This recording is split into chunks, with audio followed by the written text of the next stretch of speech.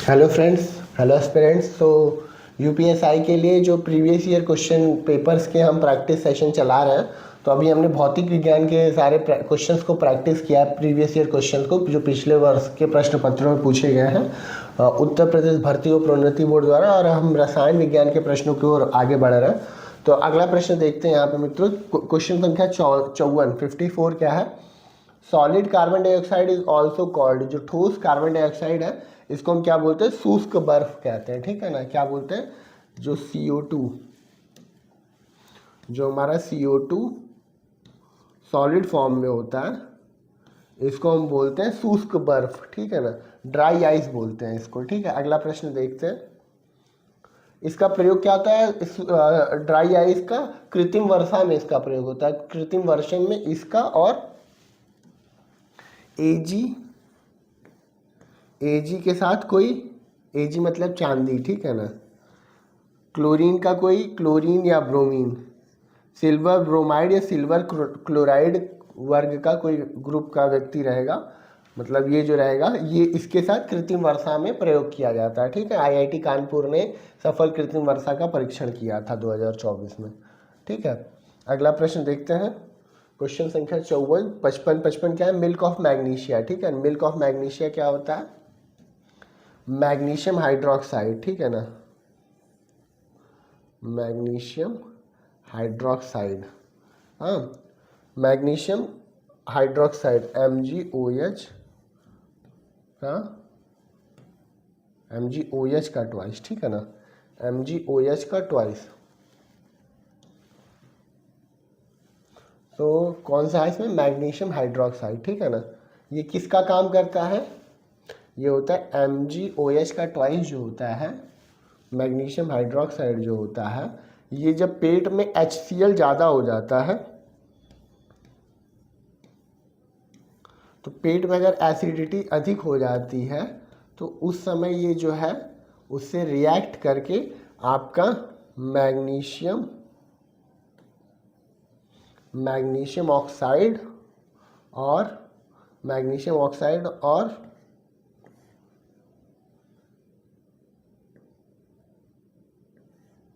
H2O water बनाता है। ठीक है, एक क्षार।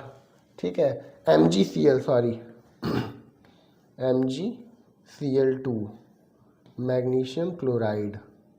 ठीक है, 2HCl। ये बैलेंस कर लीजिएगा, बैलेंस रिएक्शन नहीं है, लेकिन ये है कि एक क्षार है और एक अम्ल है। जब क्षार और अम्ल रिएक्ट करते हैं तो लवण और जल बनता है, तो पेट में अम्लीयता कम हो जाती है। और एक ऐसा प्रभाव होता है इसका, एक रेचक का प्रभाव होता है। रेचक का मतलब होता है पेट साफ करने वाला एलिमेंट, लग्जेटिव। ठीक है ना, ठीक है ना, तो लग्जेटिव भी है और साथ ही साथ लग्जेटिव से ज़्यादा इसको आंट एसिड बोलते हैं। ज़्यादा जो सही शब्द है वो आंट एसिड है। ठीक है ना, अगला प्रश्न देखते हैं। क्वेश्चन संख्या 55 हो गया। क्वेश्चन संख्या 55 के बाद कौन सा प्रश्न है? क्वेश्चन संख्या 56 देखिए।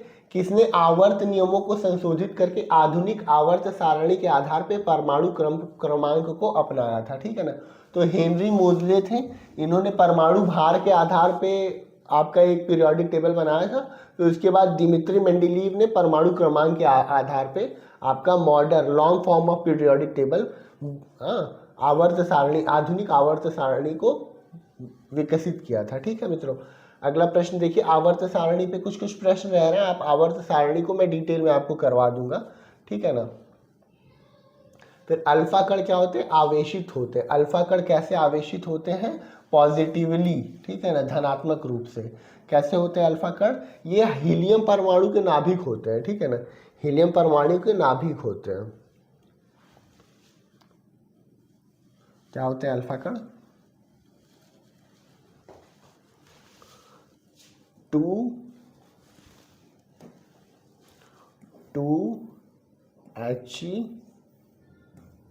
हीलियम परमाणु के नाभिक होते हैं। ठीक है ना, और ये पॉजिटिव होते हैं, इनके ऊपर +2 का चार्ज होता है। ठीक है ना, इनके ऊपर +2 का चार्ज होता है, तो धनात्मक रूप से ये होते हैं। ठीक है, अल्फा कणों का प्रयोग करते हैं कौन? रदरफोर्ड करते हैं। रदरफोर्ड गोल्ड फॉइल पे अल्फा कणों की बमबारी करा के नाभिक की संरचना पे रिसर्च का अपना देते हैं और उन्होंने रदरफोर्ड ने प्रोटॉन की खोज की थी, क्योंकि प्रोटॉन जो है वो नाभिक में पाए जाते हैं। ठीक है, ये जानकारी आपके काम की, इसे ध्यान रखिएगा। अगला प्रश्न देखते हैं।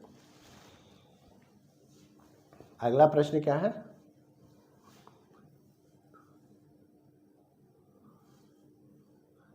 वह कौन सी प्रक्रिया है जिसमें एल्युमिनियम की वस्तुओं पर एल्युमिनियम की एक मोटी ऑक्साइड की परत लगा दिया जाता है और उसके साथ साथ क्या किया जाता है, इसको एक उसके क्षरण से बचाया जाता है। ठीक है ना। तो निक्षेपण इमर्शन में क्या होता है, किसी लिक्विड में दूसरे लिक्विड को डुबाना। ठीक है ना, निक्षेपण। और गैल्वेनाइजेशन में जिंक की कोटिंग होती है, गैल्वेनाइजेशन में जिंक की कोटिंग होती है। कॉपर के सामानों पे जिंक की कोटिंग कर दी जाती है, गैल्वेनाइजेशन वो प्रक्रिया होती है। ठीक है। ब्लूइंग, नीला कर देना, एनोडाइजेशन। तो एल्युमिनियम की धातु को एनोड पे रख के एल्युमिनियम ऑक्साइड की परत चढ़ाई जाती है इलेक्ट्रोलिसिस की प्रक्रिया में। तो इस प्रक्रिया को एनोडीकरण कहते हैं। ठीक है ना। एनोडीकरण से उसके ऊपर जब ऑक्साइड की परत चढ़ जाएगी तो अब फर्दर ऑक्सीडाइजेशन उसका नहीं होगा। ठीक है ना। मौसम थोड़ा खराब चल रहा है। अगला प्रश्न देखते हैं। वह कौन सी रासायनिक यौगिक है जो ब्लू विट्रियोल के नाम से जाना जाता है? तो कॉपर सल्फेट। ठीक है ना, कॉपर सल्फेट आपका ब्लू विट्रियोल के नाम से जाना जाता है। उसका प्रयोग देखिए मित्रों 59 नंबर क्वेश्चन में।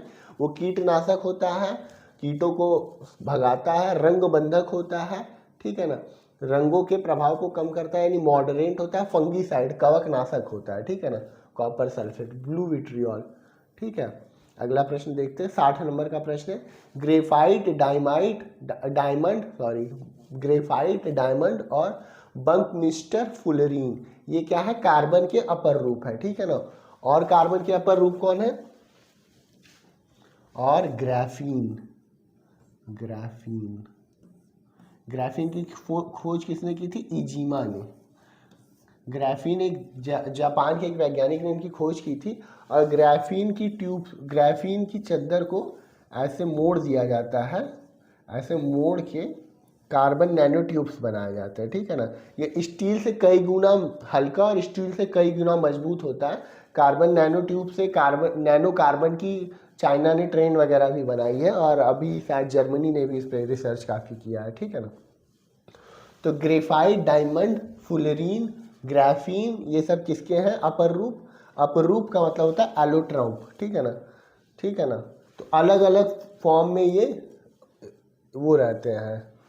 कार्बन कोई कार्बन 60 होता है, कार्बन 60 शायद फुलरीन होता है। ठीक है ना। ग्राफीन में कोई और फॉर्म में रहता होगा। ठीक है। अगला प्रश्न देखते हैं। जैसे हाइड्रोजन के, मैंने पिछले वीडियो में आपको हाइड्रोजन के 3 अपरूप बताए थे। ठीक है ना, प्रोटियम 1H1, 1H2 ड्यूटीरियम और 1H3 टाइट्रियम। ठीक है ना, ये 3 हाइड्रोजन के अपरूप हैं। और ऐसे ही अनेक तत्वों के अपरूप मिलते हैं हमें। ठीक है ना, जैसे ऑक्सीजन और ozone, oxygen gas O2, ozone O3, ये क्या है? ऑक्सीजन के अपरूप हैं। अगला प्रश्न देखते हैं, प्रश्न संख्या 61। बोरॉन, सिलिकॉन और जर्मेनियम। ठीक है ना। तो अपरूप के बारे में क्या है? अपरूप के रासायनिक गुणधर्म तो समान होते हैं, जो केमिकल प्रॉपर्टीज होगी वो तो सेम होंगी, लेकिन फिजिकल प्रॉपर्टी मतलब बिल्कुल ही सेम नहीं होंगी, थोड़ी वो भी डिफरेंट होंगी। लेकिन जो फिजिकल प्रॉपर्टी होती है उनमें बहुत ज़्यादा वेरिएशन होता है। जैसे ग्रेफाइट बहुत सॉफ्ट होता है, डायमंड बहुत हार्ड होता है। ग्रेफाइट जो है एक ऐसा अधातु है जिसमें से जो इलेक्ट्रिसिटी का कंडक्टर होता है। ठीक है ना। और डायमंड जो है वर्ल्ड का सबसे सबसे कठोर तत्व है डायमंड। ठीक है ना। बोरॉन, सिलिकॉन, जर्मेनियम कैसे तत्वों के रूप में वर्गीकृत किए जाते हैं? तो बोरॉन, सिलिकॉन, जर्मेनियम ये उपधातु होते हैं। इनमें धातु अधातु दोनों के तत्व होते हैं, मेटेलॉइड्स। ठीक है ना। प्रश्न संख्या 61 किस बारे में बात कर रहा है? ठीक है, उपधातु सही है। ठीक है ना, मेटेलॉइड्स है। ठीक है, उपधातु कोई बी। ठीक है ना। लैंथेनाइड, लैंथिनम ग्रुप के जो तत्व होते हैं लैंथेनाइड होते हैं। एक्टिनाइड जो ये कौन से ब्लॉक के होते हैं? मुझे जहाँ तक एफ ब्लॉक के हैं लैंथेनाइड और एक्टिनाइड। ठीक है ना। एल्कली मेटल, ये जो पीरियोडिक टेबल देखेंगे तो उसमें नीचे सबसे रहता है, अभी मैंने डाउनलोड नहीं किया है ठीक है। अभी नेट इसमें कनेक्ट नहीं है, नहीं मैं आपको पीरियोडिक टेबल डाउनलोड करके दिखाता, अगले वीडियो में दिखा दूंगा पीरियोडिक टेबल आपको, ठीक है ना। एल्कली मेटल क्या होता है, क्षार धातुएं होती हैं, ठीक है ना, क्षार धातुएं, क्षारीय मृदा। एल्कलाई अर्थ मेटल, पहला जो ग्रुप होता है हलवीना ने किया रब से फरीदाद, ठीक है ना, तो वो वाला जो है क्षार धातु होते हैं। फिर बेटा मांगे कार बाप रोए, बेरियम मैग्नीशियम, ऐसे करके हम लोग याद करते थे ना, वो पीरियोडिक टेबल वाला। इतना याद करने की ज़रूरत तो नहीं है मुझे लग रहा है लेकिन हम लोग बचपन में याद करते थे, 11th-12th में रहते थे, ठीक है। हलीना ने किया रब, आ गया तो बता देता हूँ आपको, ठीक है। पहला ग्रुप छोड़ ही रहने दीजिए, इतना वेस्ट करने की टाइम ज़रूरत नहीं है, खाली काम की बातें देखते हैं। ये जो सेशन चल रहा है इस चीज़ को समझने के लिए कि प्रश्न बनते कहाँ से, फिर मैं इनको डिटेल में एक्सप्लेन करूँगा, ठीक है। जब हम घटना चक्र से या किसी अन्य पुस्तक से जब हम चलेंगे तो इन सारी चीज़ों को डिटेल में हम पढ़ते हुए चलेंगे, ठीक है। प्रश्न संख्या 62 देखिए, परमाणु संख्या 46 ब्लॉक वाला एक आवधिक तालिका में किस ब्लॉक का, ये बहुत ही, ये तो अफबाऊ प्रिंसिपल से निकलेगा। हम लोग के टाइम में 9th में था यूपी बोर्ड में, फिर 11th में भी था सीबीएसई बोर्ड में, तो इसमें कैसे निकालते हैं थोड़ा सा ध्यान दीजिएगा आप लोग। एक बार पूछा यूपीएसआई 2017 में, तो ठीक है, कैसे निकालते हैं इसको, ठीक है। पहला जो कोई भी नाभिक होता है तो उसके पहले एक कक्षा होती है, दूसरी कक्षा होती है, तीसरी कक्षा होती है, फिर चौथी कक्षा होती है, ऐसे, ठीक है ना। तो 46 ऑब्वियस सी बात है, 2, 8, फिर मैक्सिमम 18, फिर मैक्सिमम 36, ऐसे चलता है, ठीक है ना। तो 18, 8, 26, 2, 30, तो 30 के बाद जो बचे हुए हैं 16 एलिमेंट, 16 हैं वो चौथी कक्षा में जाएंगे, ठीक है ना। अब ये भरने का सीक्वेंस क्या होता है, ठीक है, तो 1 में एस होता है, ठीक है, 1 में पहली कक्षा में 1s होता है, दूसरी कक्षा में होता है 1s, और दूसरी कक्षा में 2s और 2p होता है। फिर तीसरी कक्षा में क्या होता है, ब्लॉक्स जो होते हैं 3s, 3p और 3d होता है, ठीक है ना। जो ऑफ बाउ प्रिंसिपल है उसमें आपको याद करना, मैं सिंपल तरीके से आपको बता रहा हूँ एग्जाम में कैसे करेंगे। 4 में क्या होगा, 4s होगा, 4p होगा और 4d, 4s, 4p, 4d और 3 में SPD, 2 में, ठीक है, और इसमें 4f होगा, ठीक है। ये जो होते हैं उप कक्षाएं होती हैं, सब सेल्स होते हैं, ठीक है। अब इसमें इलेक्ट्रॉन भरे जाते हैं, सब में 2 भरे जाएंगे, ठीक है ना, सब में 2 भरे जाएंगे। तो भरते हैं अब यहाँ पे नीचे की ओर,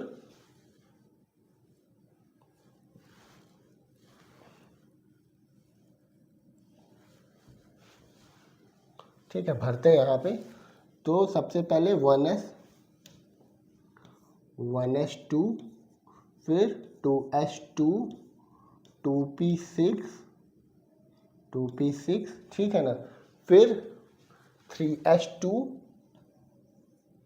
3s2, ठीक है ना। अब इसमें एक चीज ध्यान देना, f को आप 0 जोड़ेंगे, ठीक है, p को आप 1 जोड़ेंगे और d को आप 2 जोड़ेंगे और f को आप क्या जोड़ेंगे, 3 जोड़ेंगे, ठीक है ना। तो साथ साथ जोड़ते चलेंगे और हमेशा जो जो जोड़ होना चाहिए, 3s के बाद 3p आएगा, ठीक है ना, 3s के बाद 3p आएगा, 3p6, ठीक है ना। अब क्या आएगा, 3p6 आएगा, 3p6 के बाद क्या, 3d आएगा, तो 3, 2, 5, और लेकिन यहाँ पे देखिए क्या है, 4 और 1 जोड़ना है इसको, ठीक है ना। तो 4, 1, 6 हो गया, तो 4s2 आ जाएगा, ठीक है ना, 4s2। फिर 4 और पहले, क्योंकि जो लोअर एनर्जी वाली कक्षा है उसमें जाना चाहेगा। फिर उसके बाद आएगा 3d10, 3d10, ठीक है ना। उसके बाद क्या आएगा, अब जोड़ लेते हैं, कितना हो गया ये, 2, 2, 4, 2, 6, 10, 10, 10, 20, 10, 30, 30 हुआ, ठीक है। 3d10 के बाद 3, 3, 2, 5, ठीक है ना, 3, 2, 5, तो 4p हो जाएगा। फिर 3d के बाद 4p हो जाएगा, 4p6, फिर ये हो जाएगा 3, 2, डी का क्या जोड़ेंगे, डी का हम 2 जोड़ेंगे, 3 2 5 और ये हो जाएगा 4। और पी को क्या जोड़ रहे हैं हम पी को हम 1 जोड़ते हैं, तो ये भी 5 हो गया। फिर अब 6 का नंबर आएगा तो 5 और S 0, ठीक है ना। तो ये दोनों का देखिए 5S, इसका भी 5 है, 4 1 5, इसका भी 5 है, लेकिन इलेक्ट्रॉन क्या है, निचली कक्षा में रहना चाहेगा, तो पहले ये भर जाएगा, फिर 2 आएगा, ठीक है ना। अब कितना बचा, अब किसका नंबर आएगा, 4D 4P और 5S, फिर 4P के बाद 4D आएगा, 4D आएगा, क्योंकि इलेक्ट्रॉन निचली कक्षा में रहना चाहता है, कम एनर्जी लेवल में रहना चाहता है और बोर प्रिंसिपल के बाद, यानी कि 5S के बाद 4P, यहीं पे कैच है, 5S के बाद 5P में नहीं जाना है, 4D में ले जाना है, ठीक है ना। तो D ब्लॉक आ रहा है और यहाँ पे इलेक्ट्रॉन कंप्लीट हो गया है, ठीक है ना, क्योंकि यहाँ पे 30 हो गए थे, 6 इतना जोड़ लिया था ना हमने, 4 2 6 2 10 10 20 और 10 10 20 और 10 30 30 हो गए थे, 30 8 38 और 4D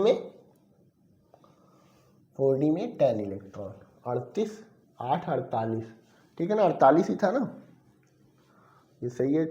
6 4 10 6 4 10 10 10 20 10 30 30 8 38 48 में 46 चाहिए था ना, तो हमको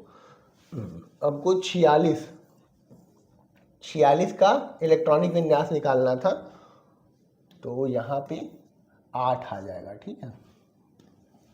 तो यानी ये डी ब्लॉक का है, ठीक है। लास्ट वाला इलेक्ट्रॉन 4D में गया, 4D के बाद 5P में जाएगा इलेक्ट्रॉन। अगर यहाँ पे 10 से भी ज़्यादा रहता, ठीक है, 46 के बाद 48 तक उसमें ऐसे जाएगा, तो ये जोड़ लेना आपको, लोअर एनर्जी लेवल में रखना और लोअर सेल में रखना है आपको इलेक्ट्रॉन को, ठीक है ना।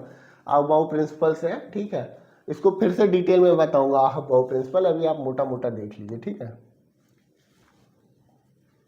तो डी ब्लॉक का हो गया ये एलिमेंट, ठीक है ना, 62 नंबर का। ये 11th की फिजिक्स का है, 11th के केमिस्ट्री का है, ठीक है ना।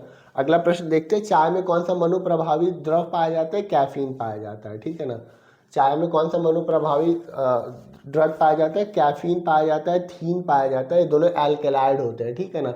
जैसे अफीम में क्या पाया जाता है, मॉर्फिन पाया जाता है, ठीक है ना।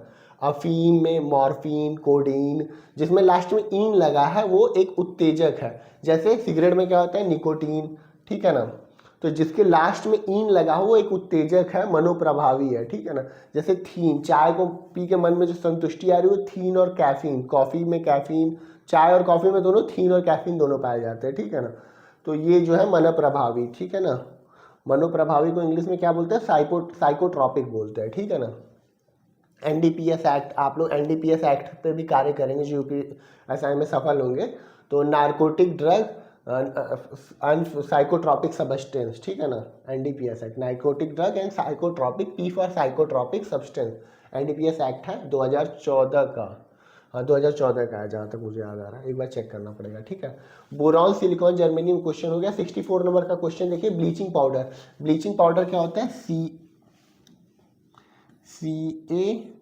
CaOCl2, ये बहुत इंटरेस्टिंग एलिमेंट है। इसमें एक क्लोरीन की तो -1 होती है ऑक्सीडेशन संख्या और दूसरे वाले क्लोरीन की +1 होती है ऑक्सीडेशन संख्या ना, ठीक है। ये कैसे बनता है, ये ऐसे होता है CaO, ठीक है ना।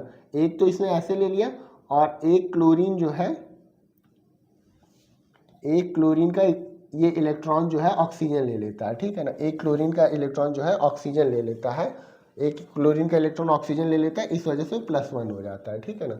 और ये कैसे बनता है, शुष्क चूना, शुष्क चूना यानी बुझा हुआ चूना, CaOH का ट्वाइस, CaOH का ट्वाइस, ये होता है आपका बुझा हुआ चूना। और जिंदा चूना कौन सा होता है, CaO, ये होता है आपका जिंदा चूना। इसको जब पानी में डाल देते हैं तो ये बहुत तेज़ी से खौलने लगता है, ठीक है ना, और आपका ढेर सारी ऊष्मा रिलीज होती है, ठीक है। तो ये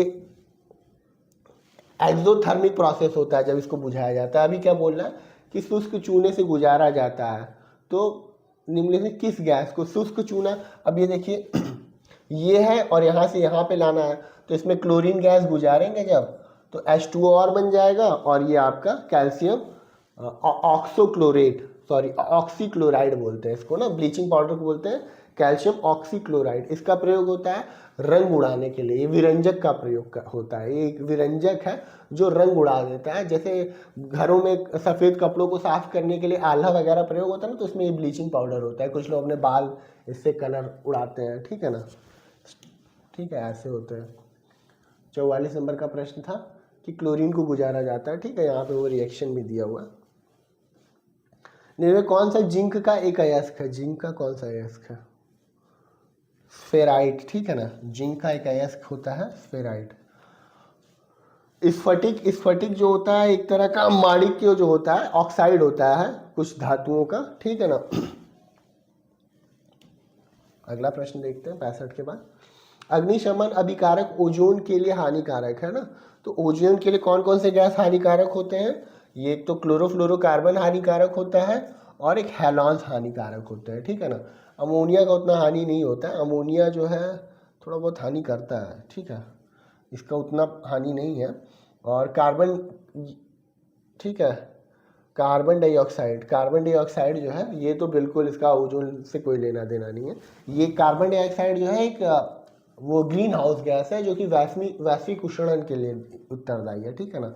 तो ये दो गैसें हैं जो आपका ओजोन के लिए हानिकारक है। तो अग्निशमन अभिकारक, अग्निशमन ये तो एक रेफ्रिजरेंट है, फ्रीजर में पाया जाता है और एसी में पाया जाता है। और ये हैलॉन जो होते हैं ये आपके अग्निशमन में प्रयोग होते हैं, ठीक है। हैलॉन जो होते हैं इसमें भी जो हैलोजन ग्रुप के एलिमेंट होते हैं, क्लोरीन, ब्रोमीन, ये जो होते हैं इनकी वजह से ओजोन पे नकारात्मक प्रभाव पड़ती है। और क्लोरोफ्लोरोकार्बन में भी जो क्लोरीन है और फ्लोरीन है उसकी वजह से आपका नकारात्मक प्रभाव पड़ता है किस पे?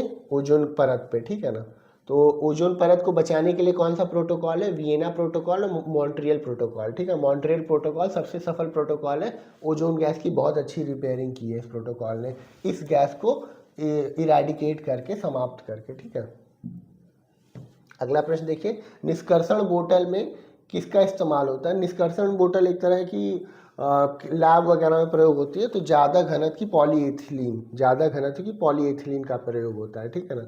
कम घनत्व वाली नहीं, ज़्यादा घनत्व वाली, ठीक है। लैब वगैरह में प्रयोग करना है तो भाई, ठीक है, केमिकल रिएक्शन वगैरह में इन सब में प्रयोग करना है तो घनत्व मजबूत होनी चाहिए, ठीक है। प्रश्न संख्या 67।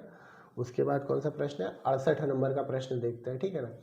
तो बुलेट प्रूफ वस्त्र बनाने में केवलार का प्रयोग होता है, ठीक है ना। बुलेट प्रूफ वस्त्र बनाने में किसका प्रयोग होता है? केवलार का।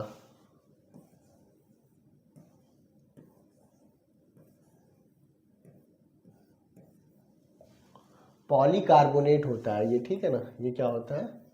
पॉलीकार्बोनेट होता है, पॉलीकार्बोनेट होता है, ठीक है। और बुलेट प्रूफ ग्लास बनाने के लिए पॉलीएमाइड का प्रयोग होता है। बुलेट प्रूफ ग्लास बनाने के लिए किसका प्रयोग होता है? पॉलीएमाइड का। तो ये केवलार क्या है? केवलार उसका कॉमन नेम है, ठीक है ना। केवलार जो है कॉमन नेम है। और इसमें और कौन सी सामग्री है? तो इसी तरह केवलार की तरह यहाँ पे स्पेक्ट्रा नाम दिया है, ठीक है ना। तो ये दोनों ही चीज़ें पूछती हैं, स्पेक्ट्रा भी पूछती है, केवलार भी पूछता है। और ये क्या बोलते हैं, ये बुलेट प्रूफ कांच में पॉलीएमाइड का प्रयोग होता है, ठीक है। पॉलीएमाइड का प्रयोग होता है। एड, ठीक है, आप समझ गए। अगला प्रश्न देखिए, रदरफोर्ड ने किस चीज का प्रयोग करके साबित किया? रबर, कहाँ से क्वेश्चन? रदरफोर्ड ने किस प्रयोग द्वारा नाभिक के अस्तित्व को साबित किया? तो अभी थोड़ी देर पहले मैंने जिक्र किया था गोल्ड फॉइल का प्रयोग करके। गोल्ड फॉइल एक्सपेरिमेंट क्या था कि इन्होंने एक ऐसे जिंक सल्फेट की प्लेट रखी थी, जिंक सल्फेट की, उसके अंदर एक पतली सोने की झिल्ली रखी थी और यहाँ पे यूरेनियम के टुकड़े से इस पे अल्फा पार्टिकल्स की बम्बार्डिंग कराई थी। तो यहाँ पे क्या होता है कि ढेर सारे अल्फा पार्टिकल्स वापस चले आते हैं। तो इससे पता चलता है कि यहाँ पे बहुत ही ज़्यादा पॉजिटिव चार्ज है, यानी कि वो पॉजिटिव चार्ज कौन रखता है? प्रोटॉन रखता है। प्रोटॉन की खोज होती है इस एक्सपेरिमेंट द्वारा। यही है गोल्ड फॉइल प्रयोग, ठीक है ना। नाभिक के बारे में सारा बताते हैं कि नाभिक का जो है ज़्यादातर हिस्सा खाली है। ज़्यादातर जो होती हैं सीधे चली जाती हैं, सॉरी मैंने ये बोल दिया ज़्यादातर वापस आ जाती है, नहीं, ज़्यादातर सीधे चली जाती हैं और 1% किरणें एकदम सीधे बाउंस बैक करती हैं, ठीक है। तो वो पूरा एक्सपेरिमेंट अभी इसको समझने की जरूरत नहीं है, बस यहाँ पे सामान्य ज्ञान है, ये आपको एक्सपेरिमेंट नहीं कराएंगे यूपीएससी में, आपने जो 11th-12th में पढ़ा रखा है आपको थोड़ा सा याद आ जाना चाहिए, ठीक है ना। 4 ऑप्शन देख के आपको याद आ जाना चाहिए। निष्कर्षण बोतल 70 नंबर का प्रश्न क्या है कि कौन सा एक कृत्रिम कीटनाशक नहीं है। तो कृत्रिम कीटनाशक देखिए डीडीटी तो है पक्का, ठीक है ना। डीडीटी का पूरा नाम भी पढ़ लीजिए, डाइक्लोरो डाइफेनिल ट्राइक्लोरोएथिलीन, डीडीटी, ठीक है ना। ये तो पक्का है एक कृत्रिम कीटनाशक। एल्ड्रिन, एल्ड्रिन भी प्रयोग होता है, उतना तो फेमस नहीं है लेकिन होता है। बेंजीन हेक्साक्लोराइड, ये भी काफ़ी अच्छा कीटनाशक है, ठीक है ना। पैराकीट, पैराकीट पता नहीं क्या, देखिए इसमें पढ़ना पड़ेगा क्या है। पैराकीट क्या होता है? पैराकीट कृत्रिम कीटनाशक नहीं, ये तोते की एक प्रजाति है, ठीक है। तो ऐसे ही आपको ये तीनों पता हो, सारी बातें पता नहीं हो, आप 4 ऑप्शन में से ऑप्शन के थ्रू ऑप्शन एलिमिनेशन से भी कर लेते हैं, ठीक है। जब 2 भी ऑप्शन आप एलिमिनेट कर दे तो अपनी गट फीलिंग से चौथा 2 ऑप्शन में एक में तुक्का लगाना चाहिए। ऐसा करने से आपके मार्क्स बढ़ते हैं एग्जाम में, ठीक है ना। उच्च शुद्धता का जो आपका जो गट फीलिंग कहती है, इंट्यूशन जो कहता है, आमतौर पे एग्जाम में वो सही होता है, ठीक है ना। और क्या बोलते हैं, जब कंफ्यूजिंग हो, बहुत ही कंफ्यूजिंग हो, तो पहला वाला मत चुनिए, क्योंकि जो सही वाला उत्तर रहता है वो आमतौर पे नीचे दिए रहते हैं, वो कि ज़्यादातर स्टूडेंट्स का गलत हो जाए, ठीक है। एग्जामिनर्स ऐसे करते हैं, बाकी कोई ये रूल नहीं है, ऐसे ही बता रहे हैं। उच्च शुद्धता का जर्मेनियम, उच्च शुद्धता का जर्मेनियम कैसे प्राप्त होता है? वाष्प चरण परिशोधन, क्षेत्र, इलेक्ट्रोलाइट परिशोधन, द्रवीकरण, ठीक है। तो इलेक्ट्रोलाइट परिशोधन मुझे लग रहा है, ठीक है। जर्मेनियम तो वो है, क्या बोलते हैं, एक उपधातु है। वाष्प चरण परिशोधन तो इसका करना नहीं है, क्योंकि वाष्प कैसे करेंगे, वाष्प चरण परिशोधन का इसका कोई लेना देना ही नहीं लग रहा है। क्षेत्र परिशोधन इंग्लिश में रहता है तो थोड़ा समझ भी पाते हैं। इलेक्ट्रोलाइट परिशोधन है क्या इसका उत्तर? देखिए नहीं, इसका है क्षेत्र परिशोधन, ठीक है।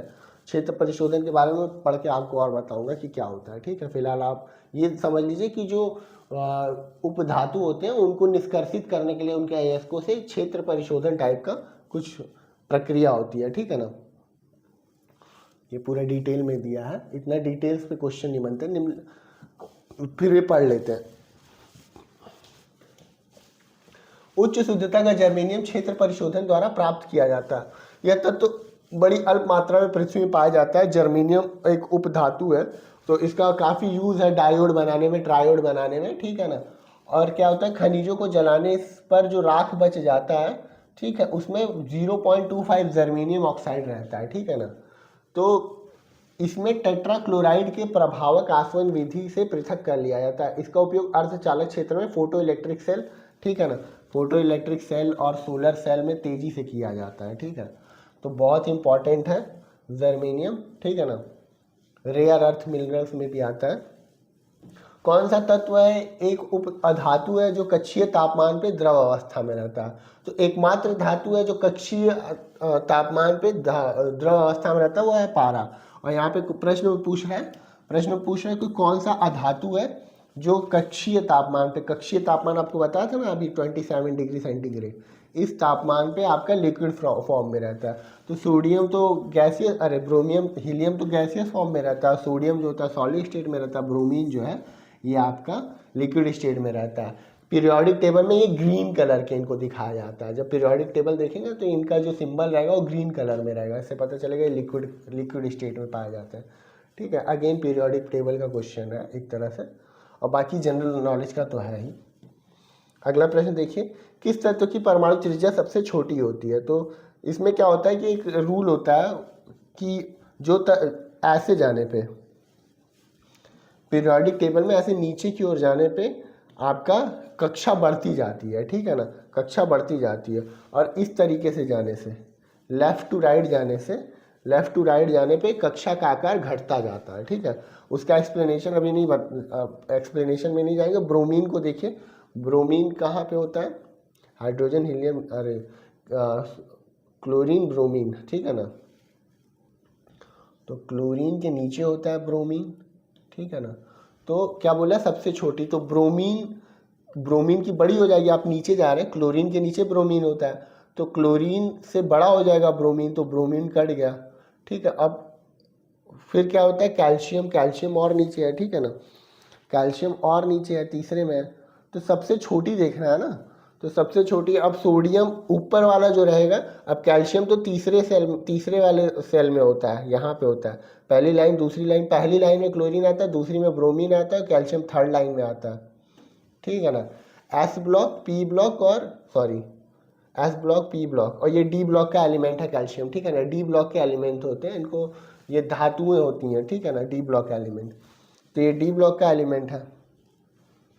अब यहाँ पे एस पी ब्लॉक के ये दोनों हैं, और ये डी ब्लॉक का एलिमेंट है, तीसरे में आता है मुझे जहाँ तक याद आ रहा। फिर इसमें देखिए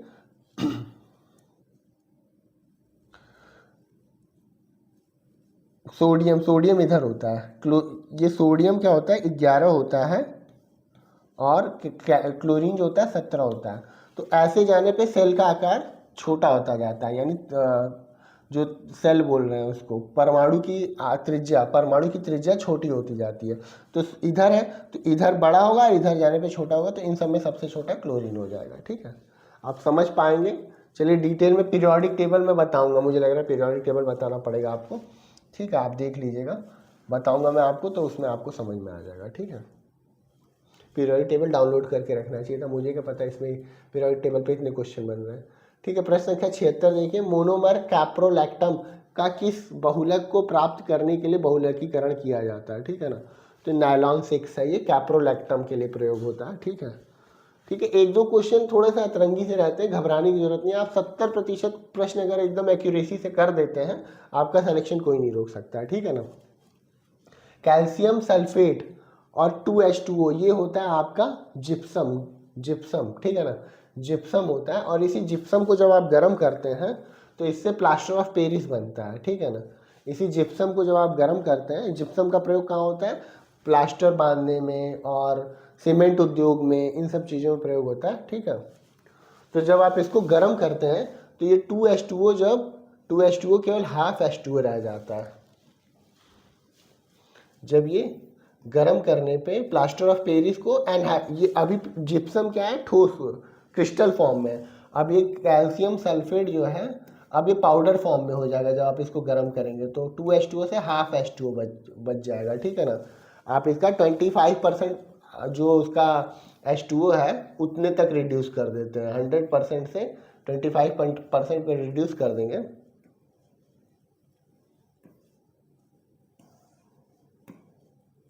ठीक है ना।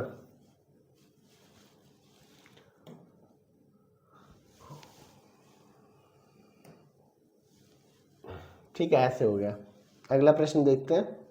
गैल्वनाइजेशन का मतलब क्या होता है, अभी बताया था मैंने, जिंक चढ़ाना, ठीक है ना। एनोडाइजेशन में उसी धातु का ऑक्साइड चढ़ाते हैं, और गैल्वनाइजेशन में जिंक की परत चढ़ाते हैं, ठीक है ना। जो आपके यहाँ जो पानी की टंकियों में पहले पाइप लगती थी, तो स्टील पे जिंक की परत चढ़ी रहती थी, जो ऐसे धातु जिन पे वो लग सकती, जंग लग सकती थी, उनमें जिंक की परत, इसलिए वो मेटल बाहर से देखने पे थोड़े अलग ही कलर के दिखते थे, लगता था किसी लिक्विड में डुबा के आए हैं, तो जिंक की परत होती थी, ठीक है ना। अगला प्रश्न देखते हैं।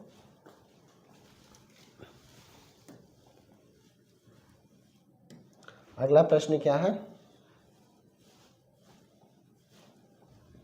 78 नंबर। 74 नंबर क्या है कि ये CH3 और C, फिर डबल O, फिर ये क्या है, ये O8 ग्रुप होता है, COO जो होता है O8 ग्रुप होता है, ठीक है ना। तो अब यहाँ पे देखिए CH3COO ये तो O8 ग्रुप हो गया। अब ये देखिए मेथ एथ, दो ग्रुप है, दो है मेथ एथ, तो मेथ एथ से ये हो जाएगा एथिल एथेनोएट, ठीक है ना।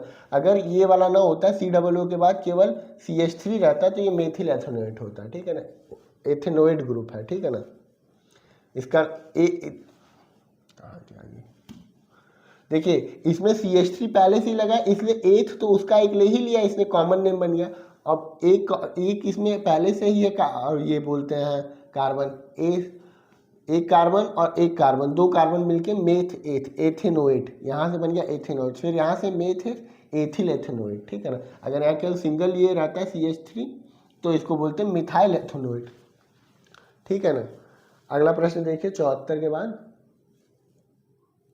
इन्होंने तो 12th की पूरी वो क्या पूछ ली, 12th की ऑर्गेनिक केमिस्ट्री में डीप में चले गए हैं, ठीक है। मिश्र धातु गुलाब सोने में सोने के अलावा कौन सा धातु शामिल होता है? तो सोने के गुलाब में ये सोने में केवल धातु में तांबा ही आमतौर पर मिलाया जाता है, ठीक है, मजबूती देने के लिए, ठीक है, तांबे का प्रयोग किया जाता है। जो कैरेट पढ़ते हैं ना उसमें तांबा ही मिला के इसको बनाया जाता है, और कुछ भी थोड़े मोड़े धातु मिलाए जाते होंगे, उसकी ज़्यादा जानकारी नहीं है। अगला प्रश्न देखिए, प्रश्न संख्या 76, मोनोमर कैप्रोलैक्टम नायलॉन 6 के द्वारा, जिप्सम वाला हो गया, गैल्वेनाइजेशन वाला प्रश्न हमने पढ़ लिया। 79 वाला प्रश्न पढ़ते हैं, कार्बन 60, कार्बन 60 क्या है? फुलरीन होता है ना, मिस्टर फुलरीन, एक अणु के रूप में इसमें 60 कार्बन होते हैं, इसमें 15 पंचभुज और 17 षटभुज होते हैं। मुझे जहाँ तक याद आ रहा है इसमें 18 पंचभुज और 15 षटभुज होते हैं। ये बी वाला मुझे याद आ रहा है जहाँ तक, नहीं सी वाला है, 12 पंचभुज और 20 षटभुज होता है, इनका स्ट्रक्चर होता है, ठीक है। 12 पेंटागन और 20 हेक्सागन होते हैं, ठीक है। इसको मुझे डिटेल में देखना पड़ेगा, ठीक है। यूपी कांस्टेबल का पेपर थोड़ा अच्छा बना दिया केमिस्ट्री के लेवल में, ठीक है। सर्वोत्तम गुणवत्ता वाला कोयला जिसमें 80 से 95% कार्बन होता है, एंथ्रासाइट होता है वो, ठीक है ना। एंथ्रासाइट, फिर उससे थोड़ा जो कम होता है वो होता है बिटुमिनस, और उससे थोड़ा कम अच्छा लिग्नाइट, और सबसे बेकार जो कोयला होता है वो पिट होता है, ठीक है ना। तो डी वाला एंथ्रासाइट सबसे अच्छा कोयला, उससे थोड़ा कम जो होता है वो बिटुमिनस। एंथ्रासाइट का प्रयोग स्टील इंडस्ट्री में होता है, लोहे को पिघलाने के लिए, ठीक है ना। प्रश्न संख्या 81, इनमें से किसको छोड़ के कौन से संघनक बहुलक है, ठीक है ना। तो संघनक बहुलक में कौन से हैं? पॉलिएस्टर, पॉलीएमाइड और पॉलीकार्बोनेट, ये सब संघनक बहुलक है। पॉलीप्रोपीन जो है एक अलग तरह का बहुलक है, अलग तरह का बहुलक है, ठीक है। पॉलीप्रोपीन जो है एक अलग तरह का बहुलक है, और बाकी ये सारे जो है पॉलीकार्बोनेट, पॉलीएमाइड, पॉलिएस्टर, ये सब क्या है? थर्मोप्लास्टिक है ना, थर्मोप्लास्टिक है। और पॉलीएमाइड क्या है? प्राकृतिक कृत्रिम रूप से दोनों रूप में पाया जाता है। अगला प्रश्न देखिए, निम्नलिखित में से किस रेडियोधर्मी धातु का विश्व में सबसे बड़ा भंडार है, ठीक है ना। यूरेनियम रेयर है, रेडियम भी रेयर है, हाँ, ये तो यूरेनियम की ओर से बनता है। और थोरियम, थोरियम सबसे ज़्यादा इंडिया में मोनोजाइट रेत है, केरल के तटों पे पाई जाती है, वो उसका अयस्क है मोनोजाइट थोरियम का, ठीक है ना। तो सबसे ज़्यादा थोरियम पाया जाता है, डी। 82 नंबर, काली स्याही को अलग कर, काली स्याही के रंगों को अलग अलग, ये 12th में है ना, क्रोमेटोग्राफी, काली स्याही के रंगों को अलग अलग किया जाता है, क्रोमेटोग्राफी, ठीक है ना। क्रोमेटोग्राफी को हिंदी में वर्ण लेखन कहते हैं, ठीक है।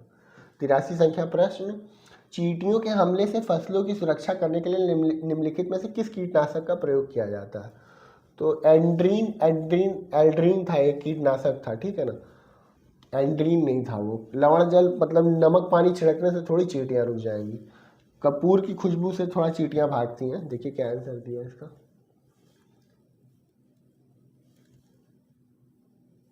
ए है इसका, ठीक है, कपूर है। 4 ऑप्शन में से एक चुनना है, इसमें से आप थोड़ा सा दिमाग लगा के कर सकते। इनमें से किसको ईंधन सेल कहा जाता है?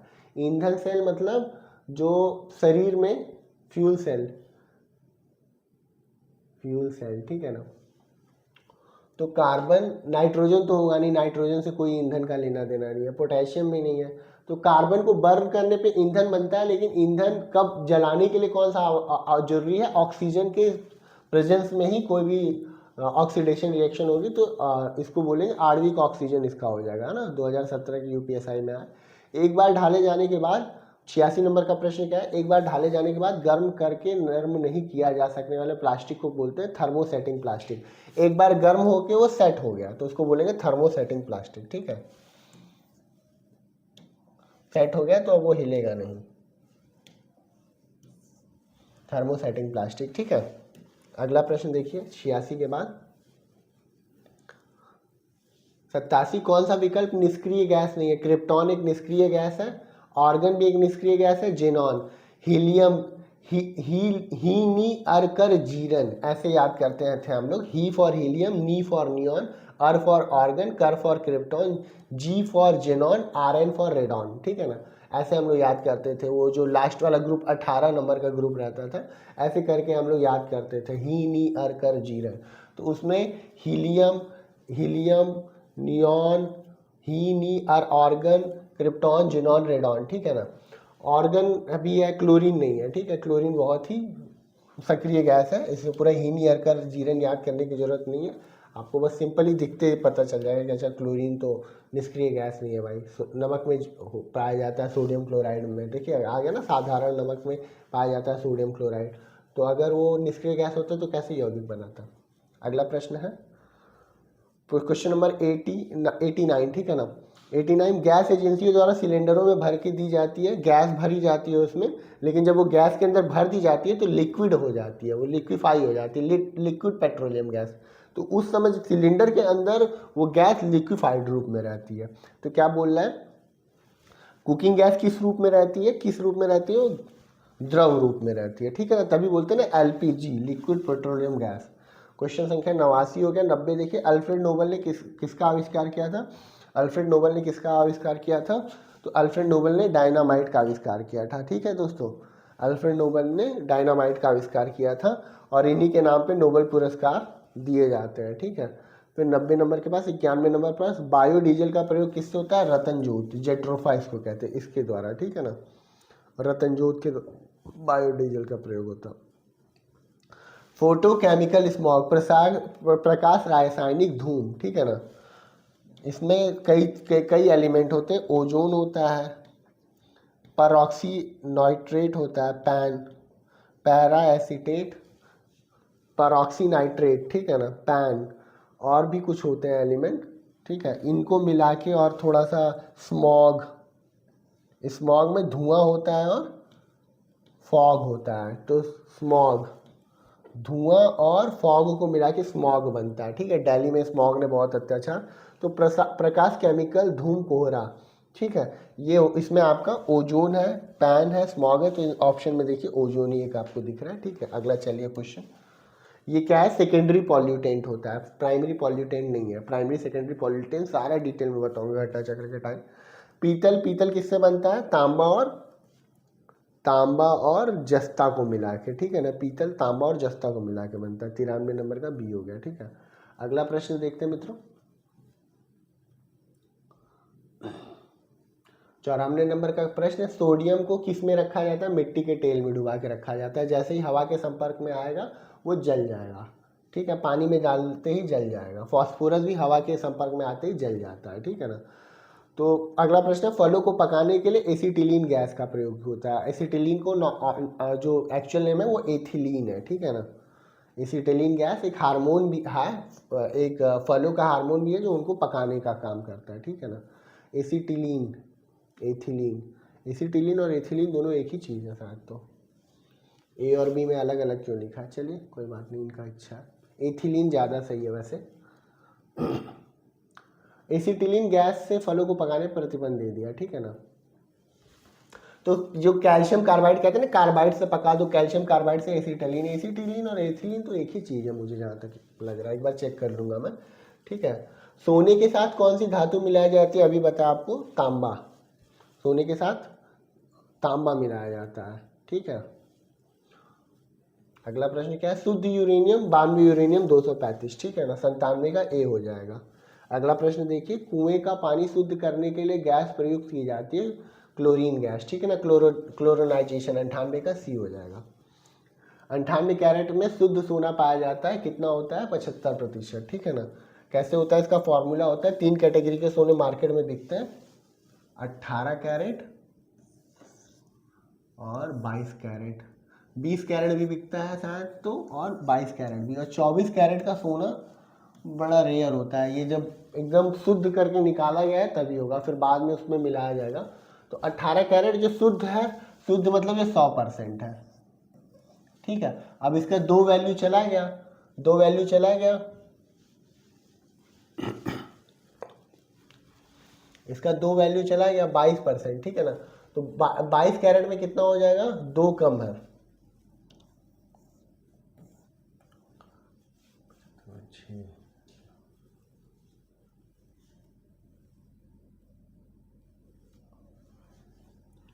22/24 गुणे 100, 18 क्या हो जाएगा, 18/24 गुणे 100, तो 6 त्रिक 18, 6 चौक 24, 4 से घाटेंगे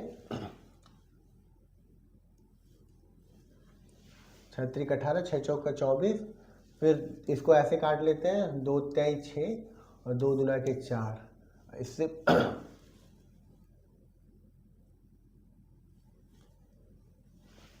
6 त्रिक 18, 6 चौक 24, 3/4 और 4 से इसको काटेंगे तो 25 आएगा और 25 तिहाई 75। ठीक है, थोड़ा कैलकुलेशन इधर उधर हो गया था। ठीक है, अब ऐसे ही 20 कैरेट का निकालना है तो 20/24 गुणे 100।